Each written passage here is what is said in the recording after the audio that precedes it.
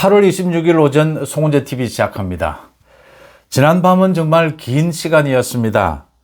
이재명과 트럼프 대통령과의 정상회담을 거쳐서 2시간 20분 정도 정상회담이 있었고 그 중에 50분 정도는 공개가 됐습니다. 기자들과 질의응답하는 생중계가 됐습니다. 그 다음 이제 이재명이 전략국제문제연구소에서 연설을 하면서 일정 부분 국방비를 크게 증액하겠다 이런 것들을 밝혔습니다. 아직 트럼프 대통령과 이재명의 한미 정상회담 그 구체적인 내용들은 드러나지 않고 있지만 대체적으로 무난했다라는 지금 분석이 나오고 있습니다. 문제는 어제 이 한미 정상회담이 있기 3시간 전부터 시작이 됐습니다. 트럼프 대통령이 돌발적으로 이재명과의 이 정상회담을 앞두고 한국에서 지금 무슨 일이 일어나고 있느냐, 한국에서 숙청과 이런 혁명적인 상황이 일어나는 것이 아니냐, 이런 상황에서 지금 한국에서 사업을 할 수 있겠느냐라는 트럼프 대통령의 돌발적인 문제 제기가 있으면서 이게 며칠 전에도 지금 미국이 사실은 이 정상회담 자체를 연기할 수도 있다, 정상회담 자체를 하지 않을 수도 있다, 이렇게 겁박을 하면서 이재명이 가장 위기에 몰렸다. 이게 지금 한미 정상회담이 완전히 깨지는 게 아니냐, 그런 우려를 낳았습니다. 거기에 이어서 트럼프 대통령이 한미 정상회담을 앞둔 시점에 또 한 번 미군에 대한 그 특검의 압수수색, 그 다음 교회에 대한 압수수색, 이건 정상적이 아니다, 이건 문제가 있다, 이렇게 문제 제기를 하면서 완전히 한미 정상회담, 이 한미 회담이 깨지는 게 아니냐라는 우려를 낳았습니다.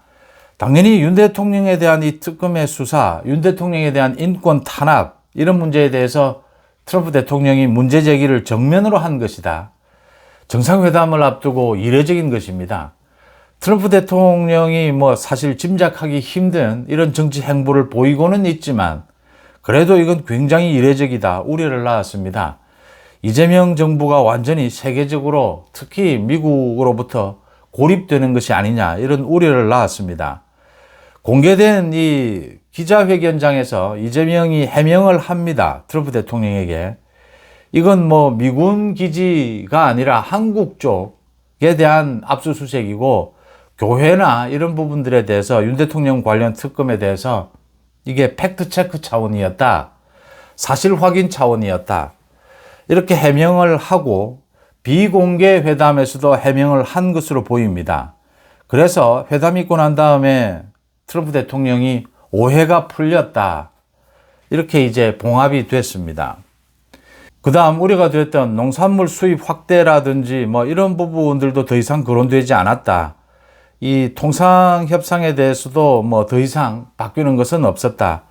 국방비를 비롯해서 방위비, 이 주한미군의 유연성 이렇게 이야기하는 이 변동, 이런 부분에 대해서도 아직까지 구체적인 내용은 나오지 않고 있지만 이재명이 상당 부분 양보를 해서 국방비, 방위비 이런 부분 큰 폭으로 증액될 것으로 보입니다.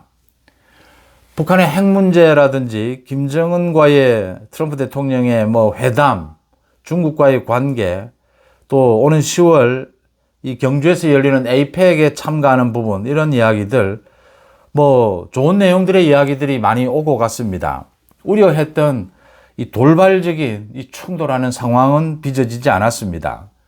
그런데 역시 트럼프 대통령은 이재명의 이 약점을 잡고 있다.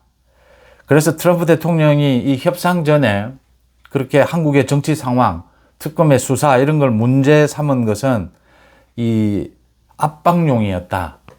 이재명에 대해서 얼마든지 압박하면 이재명은 양보할 수밖에 없다, 라는 걸 잘 읽고 있고 그 부분 압박용으로 사용을 했다.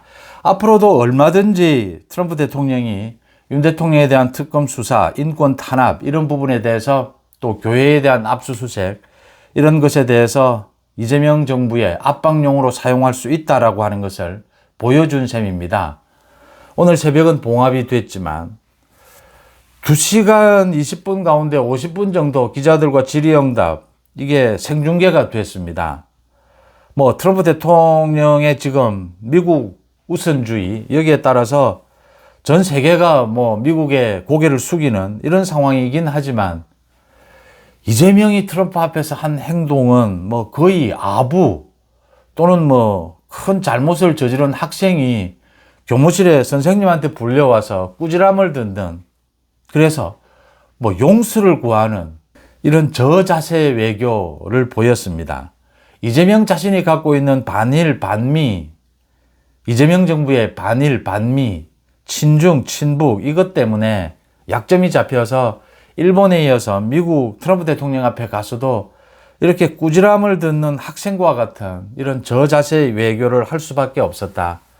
아마 내용이 다 공개되지는 않았지만 국방비를 비롯해서 엄청난 증액이 있었을 것이다.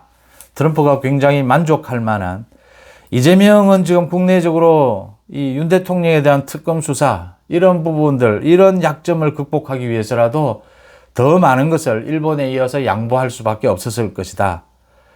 민주당에서는 사실은 뭐 이렇게 되면 이재명에 대해서 반발을 해야 합니다. 이건 뭐 민주당이 그동안 지켜온 이런 자세와는 전혀 정반대의 이 일본에 이어서 미국에 가서 특히 미국에서 저자세 외교를 보이고 있다라고 하는 점이 참 걱정거리로 남았습니다. 앞으로도 계속해서 트럼프 대통령은 이런 이재명의 약점을 쥐고 있다라고 하는 것이 우리 국익에는 큰 손실이다라는 것을 느낄 수 있는 지난 밤이었습니다.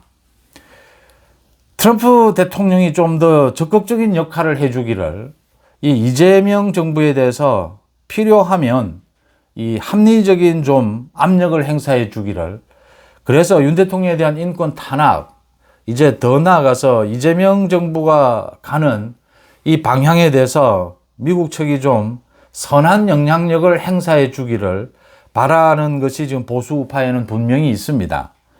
그런데 트럼프 대통령이 일단 이번 정상회담에서는 압박용으로만 사용했다.